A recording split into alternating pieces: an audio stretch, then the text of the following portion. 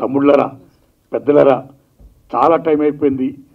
కాసేపే మాట్లాడతాను. దీంతో దయించి వెళ్తే చాలా సాయం చేశారు. ధన్యవాదాలు మీకు. నారాయణమూర్తి గారిని మనం కాపాడుకోవాలి, నారాయణమూర్తి సినిమాని ఆదరించాలని చెప్పినందుకు ఈ సభని నిజం చెప్పాలంటే ఈవేళ నేను మీటింగ్ పెట్టింది కేవలం కాసిం గారి వల్లే. కాసిం గారు రీసెంట్గా నా సినిమా చూశారండి. బ్రహ్మాండంగా మెచ్చుకున్నాడు. ఆయన మెచ్చుకోవడమే కాదు, నారాయణమూర్తి గారు మీ సినిమా మీద మేము రౌండ్ టేబుల్ సమావేశం పెడతాము అని ఆయన అనడం, మీ సినిమాను మేము ఎంకరేజ్ చేస్తాం, ఇలాంటి సినిమాను ఆదరించాలి అని చెప్పడం. ఆ దశలో భాగంగా రౌండ్ టేబుల్ సమావేశం బదులు మీరు షో వేయండి, చాలామంది ప్రముఖులు పిలుస్తాను, ప్రెస్ ముందు మనం చెప్పుకుందాం, ఆ రకంగా పబ్లిష్ చేద్దాం అని చెప్పడం జరిగింది. సో ఇంత చేసినటువంటి కాసిం గారికి నేను హృదయపూర్వక ధన్యవాదాలు చెప్పుకుంటున్నానండి. Thanks a lot. ప్లీజ్. తర్వాత మన సారు అద్దంకి దయాకర్ గారు, నేను గవర్నమెంట్తో మాట్లాడి ట్యాక్స్ ఇప్పిస్తాను, ట్యాక్స్ లేకుండా చేస్తాను అన్నారు. అలాగే మా శ్రేయోభిలాషి ప్రముఖ కవి అందశ్రీ గారు కూడా ఈ సినిమాకి ట్యాక్స్ ఎగ్జిబిషన్ ఇప్పించాల్సిందిగా అద్దంకి దయాకర్ గారిని కోరారండి. థ్యాంక్స్ అలాట్ టు అందశ్రీ అన్న అండ్ దయాకర్ గారు. అయితే నా విజ్ఞప్తి, నాకు ట్యాక్స్ ఫ్రీ వద్దు, ఏం వద్దండి, నా గవర్నమెంట్ సైడ్ నుంచి ఏ సహకారం వద్దండి. ప్లీజ్. నేను కోరుకునేది ఏంటంటే దయచేసి మీరు ప్రమోట్ చేయండి సినిమాని, నా సినిమా గురించి చెప్పండి, సినిమా జనంలోకి వెళ్ళి చెయ్యండి, జనాన్ని చూడమని చెప్పండి. ఏమాత్రం సినిమా బాగుంటే జనాన్ని కనెక్ట్ అయితే సినిమా సక్సెస్ అవుద్ది. ఆ హెల్ప్ చేయండి. That's what I want.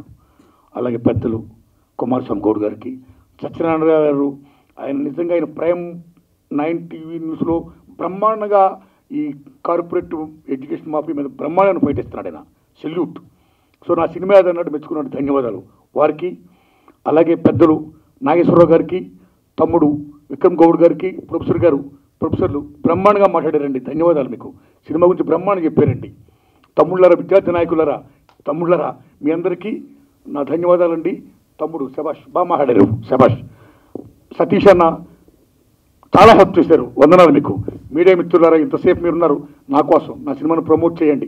ఎందుకంటే ఇందాక అందశ్రీ గారు చెప్పినట్టు ఇవాళ సినిమా తీస్తుడు, రిలీజ్ చేస్తుడు, పబ్లిష్ చేస్తుడు. పబ్లిష్ అనేది మోస్ట్ ఇంపార్టెంట్. పబ్లిష్ అనేది లేకపోతే జనం సినిమాకి థియేటర్ రారు. కాబట్టి మాకు జనానికి మధ్య వారసులు ఎవరంటే మీ మీడియా వారే. కాబట్టి దయించి నా సినిమాని ప్రజలు తీసుకుని వెళ్ళండి. మీ దండం పెడుతున్నా. Thanks lot. మిత్రులారా, ముఖ్యంగా ఈ సినిమా నేను ఎందుకు తీసానంటే 10 సంవత్సరాల క్రితం వ్యాపం స్కామ్ జరిగింది భారతదేశంలో, ముఖ్యంగా భోపాల్లో, మధ్యప్రదేశ్ రాజధాని భోపాల్లో. వ్యాపం స్కామ్ అంటే ఉద్యోగాల కుంభకోణం. ఎంత దూరం ఉంటే స్కామ్, సాక్షులు ఇప్పటికీ 100 మందికి పైగా సాక్షులు చంపేశారు. Still that case is going on. ఉద్యోగాల స్కామ్, ఉద్యోగాలు అమ్మేసుకోవడమే. అర్హులు లేకుండా అనర్హులకి, ఎవరికి డబ్బులు ఇచ్చారో వాళ్ళకి ఇచ్చుకుంటూ బీభత్సమైన స్కామ్ చేశారండి. ఆ ఇన్స్పిరేషనే నా సినిమా యూనివర్సిటీ. ఆ తర్వాత మన భారతదేశంలో ఈవేళ ఎప్పుడైతే విద్య ప్రైవేటీకరణ మ్యాక్సిమం అయిపోతున్న దశలో ప్రైవేట్ కాలేజీలు వచ్చేస్తున్నాయో, కార్పొరేట్ కాలేజీలు వచ్చేస్తున్నాయో, మా కాలేజీలో చదివిన వాళ్ళకే నెంబర్ 1 నుంచి 1000 వరకు ర్యాంకులు ఫస్ట్ మేమే అని చెప్పుకోవడం కోసం ఒక పబ్లిసిటీ, ఒక మీడియా గోళ, విభజించినటువంటి లీలా, పేపర్లు మొత్తం యాక్టివిజం యాడ్స్, ఒక్కొక్క యాడ్కి lakhs of rupees. How they are giving, how much they are earning and how much they are doing business with education. ఇలాంటి దశలో మా కాలేజీలో చదివిన వాళ్ళకే ర్యాంకులు రావాలని ఒక కృత్రిమ థాట్స్తో, ఒక పేపర్ లీకేజ్ చేస్తూ విద్యా వ్యవస్థను భ్రష్టు పట్టిస్తున్నారు.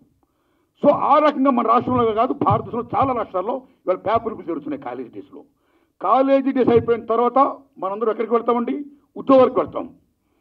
ఉద్యోగాలకు వెళ్తుంటే ఏ public service commission of exam రాయాలనుకుంటే అక్కడ కూడా మా కోచింగ్ సెంటర్లో చదివిన వాళ్ళకే ఉద్యోగాలు వస్తాయి అని ఒక నోషన్తో, ఒక వ్యాపార దృక్పథంతో ఒక మాఫియా తయారైపోయి అక్కడ కూడా పేపర్ లీకేజీలండి.